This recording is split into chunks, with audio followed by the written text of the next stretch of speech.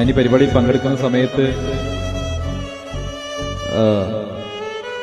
തീർച്ചയായിട്ടും ഈ പരിപാടിയിൽ പങ്കെടുക്കാൻ ഞാൻ അർഹനാണ് എന്നൊരു തോന്നൽ എനിക്കുണ്ടായി. അതിന് കാരണം ഞാൻ വലിയൊരു സുജായി ആയതുകൊണ്ടല്ല.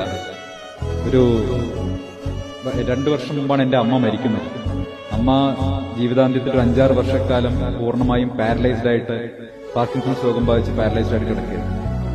ആ സമയത്ത് അമ്മയുടെ അന്ത്യനാളുകളിൽ അമ്മയ്ക്ക് വേണ്ട പെയിൻ ആൻഡ് പാലിയേറ്റീവ് കെയർ മുഴുവൻ നൽകിയത് തച്ചനാട്ടുകര പഞ്ചായത്തിലെ മുസ്ലിം ലീഗിന്റെ പെയിൻ ആൻഡ് പാലിയേറ്റീവ് സംവിധാനമായിരുന്നു. ഞാനത് ഇതുവരെ എവിടെയും പറഞ്ഞിട്ടില്ല.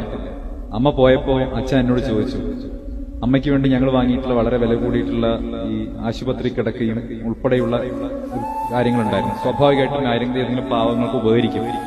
അപ്പൊ അച്ഛൻ എന്നോട് ചോദിച്ചു, ഇനി അതെന്താ ചെയ്യേണ്ടെന്ന് ചോദിച്ചു. അപ്പൊ ഞങ്ങൾക്ക് ഒരു സംശയം ഉണ്ടായില്ല. അത് മുസ്ലിം ലീഗിന്റെ പ്രവർത്തകർക്ക് കൈമാറാന്ന് പറഞ്ഞു. അവരത് വന്ന് വെയിറ്റ് വാങ്ങി. അപ്പൊ അത് ഏതെങ്കിലുമൊക്കെ പാവങ്ങൾക്ക് ഉപകരിക്കുന്നുണ്ടാകും എന്നാണ് ഞാൻ പ്രതീക്ഷിക്കുന്നത്. അപ്പൊ അതുകൊണ്ട് തന്നെ ഞാൻ നേരത്തെ പറഞ്ഞതുപോലെ ഞാൻ എന്തോ വലിയ ആളായതുകൊണ്ടല്ല, പക്ഷെ ഞാനത് ഇവിടെ വന്ന് പറയേണ്ടത് എന്റെ ഉത്തരവാദിത്തമാണ് എന്ന് തോന്നിയത് കൊണ്ട് ഞാൻ ഇതുവരെ എവിടെയും പറയാത്തൊരു കാര്യം ഇവിടെ പറയുകയാണ്. തീർച്ചയായിട്ടും ഇന്ത്യൻ യൂണിയൻ മുസ്ലിം ലീഗ് എന്ന് പറയുമ്പോൾ ഞാൻ അതിന് മറ്റൊരു എക്സ്പാൻഷൻ കൂടി കൊടുക്കുകയാണ്. Integrity, unity and mutual love, അതാണ് ഇന്ത്യൻ യൂണിയൻ മുസ്ലിം ലീഗ്. സത്യസന്ധത, ഐക്യം, പരസ്പര സ്നേഹം, അതുകൂടിയാണ് ഇന്ത്യൻ യൂണിയൻ മുസ്ലിം ലീഗ്. ഞാൻ മനസ്സിലാക്കുന്നത്